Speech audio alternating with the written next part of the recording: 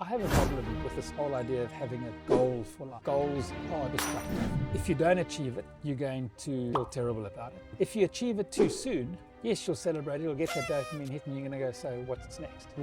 Far more of a proponent of saying we should find purpose in a process.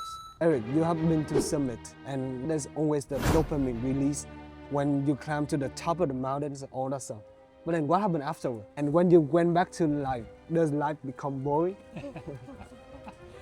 Short answer, absolutely it does. What does it mean by being a culture architect? My specific application of the science of behavioral economics is around helping businesses create the culture that allows them to build their brand from the inside out. And so someone who helps people design and build something to be effective traditionally is called an architect. How do you define culture? So culture is a sum of the behaviors. It's the things that management will accept and sanction. Often it's more around what we accept within a business or within a team rather than what we sanction. And the rule behind that is as long as we allow it, it will continue. And as your team grows, as your business grows and more people come on board with that team, now your culture begins to shift and is influenced by the behaviors of new people that come on. And new people who come on only know what they know. And what we allow will continue. And so that means that our culture in our business or in our team slowly becomes diluted and it deteriorates or changes. And if we then balance that against the promise that our business makes to the market, if that promise isn't embodied through all the touch points in the business, in particular the behavior of employees, then our culture begins to actually work against our business. You know, and particularly in global businesses, in franchises, or any business, it takes one customer interaction with a disengaged employee to actually start the stories in the marketplace that, we don't want to deal with this company, they're difficult to deal with, they're tardy, they're not on time, the quality is not good. And so much of that we can draw back to the internal mechanisms of how a company builds a culture. So we touch on this, how do a company build a culture?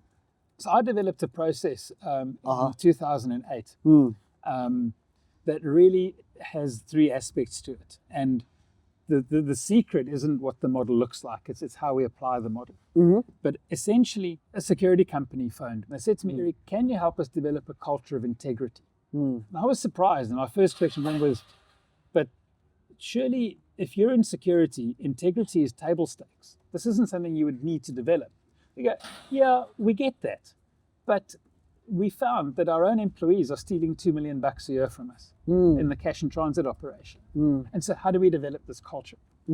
And so then I went and actually just researched it properly. I mean, prior to that, I'd always been involved in building teams, and in a sense, that's building cultures in small environments. So I looked at personal motivational theory. You know, what motivates an individual as a person. And it had a lot to do with foundations of beliefs. It had a lot to do with what individuals are striving towards, what they want to become. And then I looked to see how we can apply that to corporations. And when we put lots of people together, how does that change the dynamic? So the behavioral culture model that I developed really starts with a foundation of values. And not values in the traditional sense. You know, even the biggest corporate frauds on the planet, Enron, had values. In fact, Enron had an ethics manual signed by Jeffrey Skilling, which laid out their values. But the behaviors in the organization were completely contrary to the values in the book. So when I look at values, I rather ask the question to say, well, what is it that we value? And we try and keep that as simple as possible. So many years ago for Safaricom in Kenya, we developed three values: speed, simplicity, trust. And those are the things that we value internal as a business, but it's also the things that we value as a brand, so external to the business. So once we've got that, the next question I then ask the executive team and the businesses that we work with is, what is it that we're working towards? What are our goals? And very often goals are not clearly defined. They use a lot of corporate speak, corporate jargon. When I worked with the medical scheme in South Africa, they'd just done a whole rebrand. And my session with the executive team, they'd also just done a whole new strategy. And they gave me a 130-page strategy document to read through. And I did a session with them that normally is half an hour, 40 minutes, just make sure that these goals are actually our goals. And I read them their first goal as laid out in their strat document. And I said to them, right, who's excited about getting out of bed for this on Monday morning? And they all looked at each other and they phoned their executive assistants and said, could you clear our diaries for the rest of the day? And we literally sat and looked critically at these goals to see, well, we don't need to change them, but we need to write them in such a way that they are engaging, that they give people meaning and something to work towards. So what do we value? What are we working towards? So what do we believe? What do we want to achieve? And then the missing piece is the behaviors that we can engage in at every level of the organization. We personalize those, we design them, or we create them through a co-creative process with a percentage of staff, and we workshop it. And so now we build this model that says, what do we believe? What do we achieve? And how do we act? How do we behave consistently in order to achieve that? Adventure is just uncertainty with better planning. What do you mean by this? We hate uncertainty. Because we want to feel that we're in control of our results, of our future, of the world around us, when in reality we're not. And so more and more, from a business perspective, audience and clients are saying to me, Erik, help us deal with uncertainty. But uncertainty is not new. There's always been uncertainty. But what contributed to the heightened sense of unease around uncertainty is the fact that the pace of the world is changing faster than ever. And because it's changing faster than we can adapt our systems, our processes, our behaviors, and certainly faster than we can adapt our decision making, we feel that even more acutely. So now, instead of talking about how uncertain this is, let's talk about being on an adventure, because when we reframe uncertainty into something that feels positive, then we change our mindset around it. So is uncertainty positive? Yes, of course it is. Why? Because uncertainty always gives us the opportunity to be better than we were yesterday. Or it gives us the opportunity to do something to improve from what we did yesterday. And if we get to a point where I guess a lot of people get to, and I sometimes get to that point as well, where I'm so happy with where I am and I think, well, I'll just stay here. But if I'm staying motionless and the world around me is moving and changing, I'm actually losing ground the minute I stagnate. Sure, yes. And we see it in nature all around us. Rivers, when they dry up, when a river flows, it brings life. It supplies water, it sustains development, it sustains ecosystems. The minute the water stops flowing, not only does it dry up, but it becomes rotten. And fish can't live in stagnant water. And it's the same with human beings. You know, when we take people on adventures and we go to climb mountains, the whole secret is that whilst as an expedition leader, I will tell them what we're going to be doing, but that's always subject to change. And even, you know, Kilimanjaro is a mountain that is relatively easy to climb. I'm not going to make light of it. It is tough. Going to 6,000 meters is proper tough. But my colleague, my partner and friend, I can't remember when it was, a couple of years ago, Alex has got 19 Kilimanjaro summits. He was leading a trip. This would have been his 20th. And on a mountain where you never abandon summit attempt, where you don't turn around. On that 20th trip of his, the weather was so horrific. They got to Gilman's Point and just thought, not a chance. Or they got just before Gilman's Point. And it was like, not a chance. This isn't happening. So they turned around and they went back. You know, and so even the most certain things can become uncertain. And when we're used to dealing with it, and I find it, so I work globally. And what's so interesting is how different nationalities and peoples around the world, how I perceive their resilience and their adaptability and their acceptance of change. And there are certain parts of the world where people just thrive on uncertainty and change. You can throw anything at them and we'll make a plan, we'll sort it out. And then there are other parts of the world where like the slightest disruption and people just lose their mind completely. Yeah, true. And that is what I mean by this adventure mindset, and adventure is just uncertainty with better branding. We should stop kidding ourselves that life is predictable and it will always be the same, because it simply won't. We are taught in a class, in life, in business, that we should follow certain frameworks and stuff. But I can see that, okay, when we travel outside, there's a lot of uncertainty. There's a lot of stuff that could happen. So in this situation, what should we do? I think what we should be doing is understanding that context matters.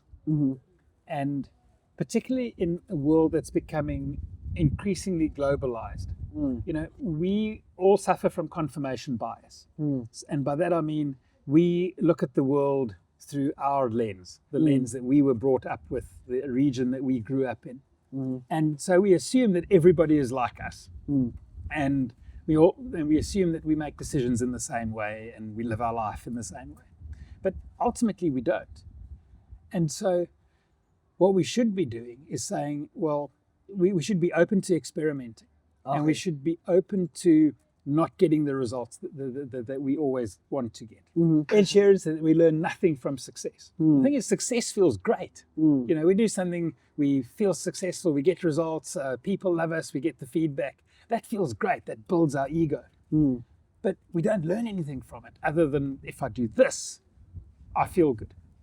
And what we should be doing is embracing this concept of uncertainty and saying, well, I'm going to keep trying different things. I'm going to keep experimenting. I'm going to do A/B testing. And if I fail, the quicker I fail, the better it is. Because the longer it takes to fail, the more time I waste. And so fail fast, fail forward, and find a different way to do it. And that's embracing uncertainty. That's embracing this adventure of business to say, well, let's try something new. Let's move it here. Let's move it there. If we did it this way today, let's do it another way tomorrow. If the other way doesn't work, we'll keep this way. But we will keep looking for different ways to do it. If we just look at the world, mobile phone manufacturers, Apple, Samsung. I think Samsung is now on S23. Samsung is bringing out a new phone almost every year. And a whole bunch of years ago, when I did a lot of work with Samsung, they told me that they can actually develop a new phone every 18 weeks. That was the speed of change 10 years ago. Wow. Okay. But they don't, because there's no market for it. And now there probably almost is a market for it, because they launch a new phone every year and people rush out and buy it, and they dump the old phone and they go and get the new one. Yeah. And so we shouldn't be afraid of trying new things. And the minute we fall into routines, we should see that as a warning sign of comfort. And comfort is the enemy of progress. See. But then touching about this, so let's say in a business, okay, we can fail fast and stuff, but then when you're on a venture, you're in the wild, failure sometimes can mean death. So how do you deal with this? Failure can mean death, but it's around assuming risk without taking stupid risks. So the funny story, I suppose, is that every dead body on Everest was once a highly motivated individual. Yes. And so what becomes dangerous in wilderness expeditions or on mountains isn't the risk that we take. It's not knowing when to stop taking the risk. It's not the mountain that kills us. It's a bad choice on the mountain that kills us. And so, earlier this year on Aconcagua, we turned around about 200 meters from the summit. People go, 200 meters. Like, that's not far. Okay, firstly, it's 200 vertical meters. So that's about a 60-story building. Yeah. But you get to a point where you suffer from sunk cost fallacy, where you say to yourself, I've put in so much time, so much effort, so much money, 16 days to get to this point. Let's just go another 2 hours. And it's at that point where you disregard the environmental signals, you feed your ego, and you go and you die. And one of those real critical things in life, in adventure, and in business is to try and understand, when do we keep pushing or when do we pull? And when we pull, it's not failure.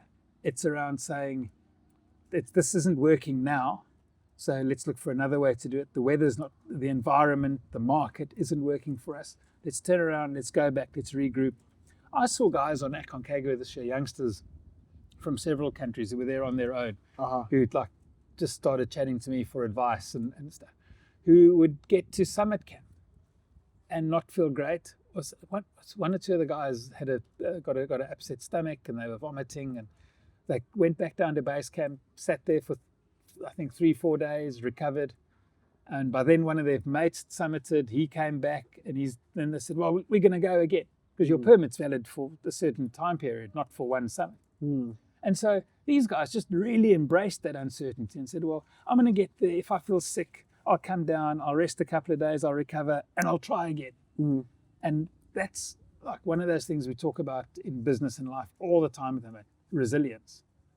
And, resilience is that attitude of, it's almost like when you bounce a ball, and you bounce a ball and it's going to bounce lower every time. And that's kind of burnout and lack of resilience. And resilience is that mindset that you have that if I fail or if it's not going my way now, I find the energy to bounce back to the same height as we initially dropped the ball from.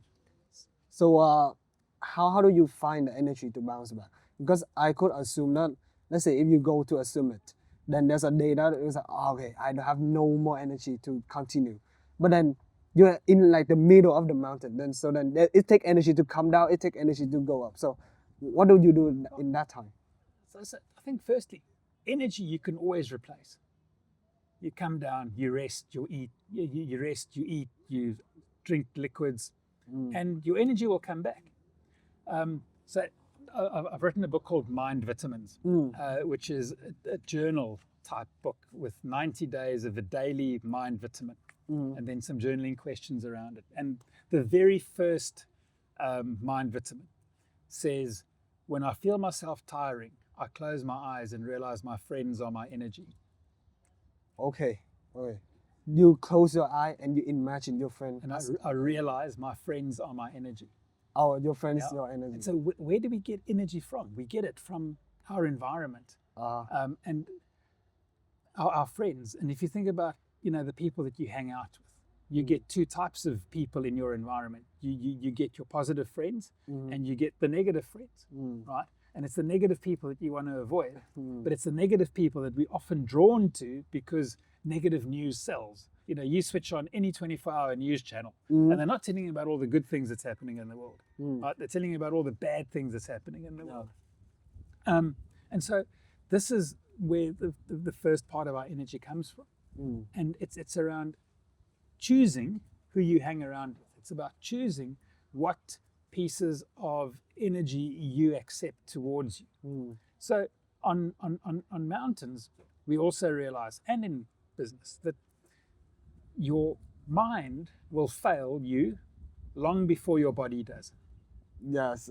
When we get to this point, and as you said, you're halfway up the mountain and you're really exhausted and tired, I can tell you now, more often than not, that's your mind telling you that. Your body, if you kept pushing it, will continue. In 2016, we, on an Aconcagua climb, the weather on that mountain that year was just horrible. And just before we started summit bid, we got stuck in base camp for 3 days because a storm had come in. They closed the mountain, avalanche risk, and 2 of our tents blew out of Camp 1 with food and gear and stuff in. And then when we eventually started summit bid, we got stuck in Camp 1 for an extra night, an extra day and an extra night because of another storm. So by the time we got to summit, we didn't have enough food. We were on the last day of our permit, and we barely ate breakfast on summit morning. We left the tents at around 5 a.m. We summited between 1 and 2 o'clock. Turned around, got back to summit camp at around 8 o'clock in the evening. We were too tired to make food, and there wasn't really any food to make anyway. It was just dried biscuits. So we went that whole day with basically no food and just some snacks. We woke up the next morning at 5 a.m., walked all the way down to base camp, sorted out our gear, packed our bags, got it onto the mules, and then walked 27 kilometers out to the park gate. And our next meal was that night. Yeah. We'd gone for over 30 hours with hardly any food. No food. Right? And our bodies kept going. Right? If I had told the team, or I told you that, guys, we're going to do a 30-hour stretch with hardly any food and high levels of activity, you'll tell me it's impossible, we can't do it. And so it speaks of that balance between human willpower and human courage and the numbers.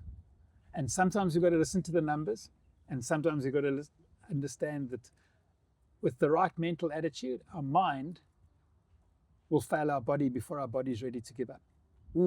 So how could we apply this to the business world? Because I would say like it would be very beneficial for a company to have people who continue doing well, to not giving up and stuff. How do we apply this to the business world? It's very difficult to apply it in business. And here's why it's difficult.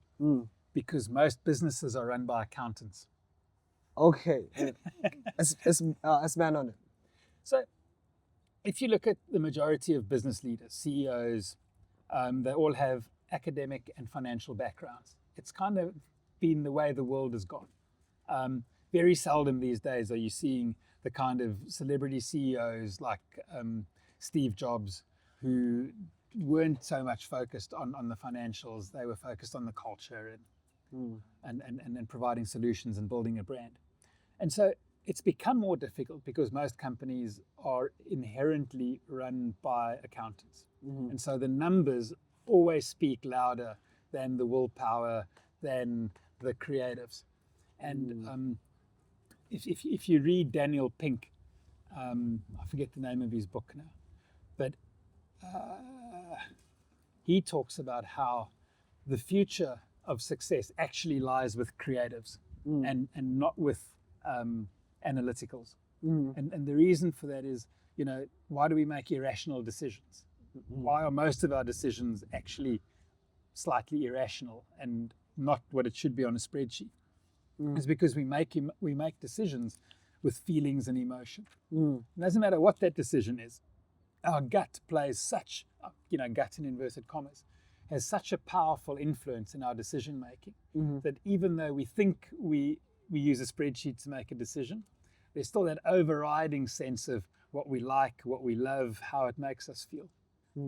So the challenge for businesses is to find that balance because, I think Apple, again, is a good example and a well-quoted example. Early 80s, Apple almost went bankrupt. And it took Steve Jobs to come back and just bring that creative side, that creative energy. Elon Musk has gone bankrupt, several times. Tesla was within like 2 months of shutting the doors and everything. But because Elon Musk is Elon Musk and doesn't necessarily focus on the numbers, he brings that creative energy that he's the risk, the adventure is what gets businesses to survive. But there's also that fine line, because that ingenuity, that adventure spirit, at some point you do need to look at the numbers as well. There's got to be a balance. And where that balance is, nobody knows. So Erik, you have been to summit, and I know that there's always the dopamine release when you climb to the top of the mountains and all that stuff. But then what happened afterward? Is there a crash? And when you went back to life, does life become boring? Short answer, absolutely it does. So, you've got that anticipation, and, getting to a summit is incredibly difficult. Yes. And people often say to me, so, Erik, what do you do when you get to the summit? Well, the first thing you do is you feel terrible because you're tired, you're hypoxic, you're hungry, you're cold. So you feel terrible. Then you take a look around. And if you're lucky, there's a view to enjoy. If you're not lucky, it's overcast and cloudy and you can barely see the person next to you. The third thing you do is you take a photograph. You take a selfie, smile, and then after you've done that, you're still feeling terrible and you're tired. Then you turn around and you go right back down the same way that you came up. And what took you a week, 16 days, 2 months to get up, takes you a day and a half or 2 days to get down. Yeah. So you say to me, does your life change? No.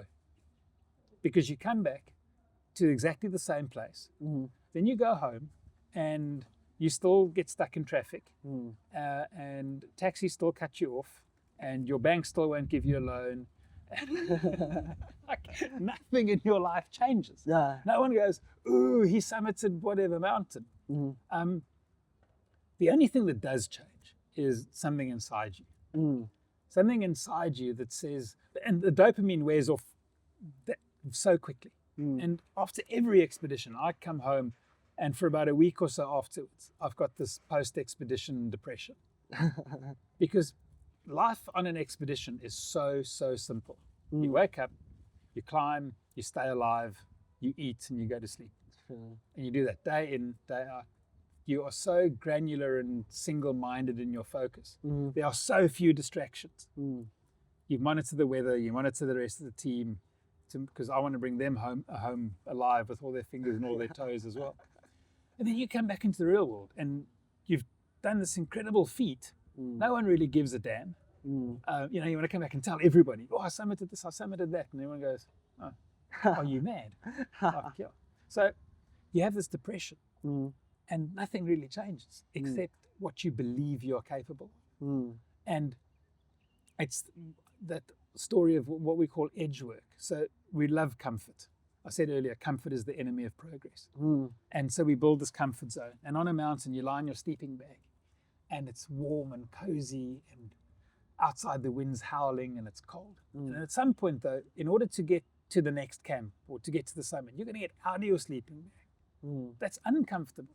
And in life as well, so now I've climbed a mountain. I've been incredibly uncomfortable. I've pushed my mind, my body further than I thought I could. And now I come back and nothing's changed, and the world is the same, and it's far more complicated, and there's so many things but that's the beauty of it. Because if I can now learn to apply that same focus, that same dedication, that same stretch out of my comfort zone, because that grows my comfort zone. If I can apply those principles to one part of my business, to one part of my relationship with my significant other, then your life begins to change.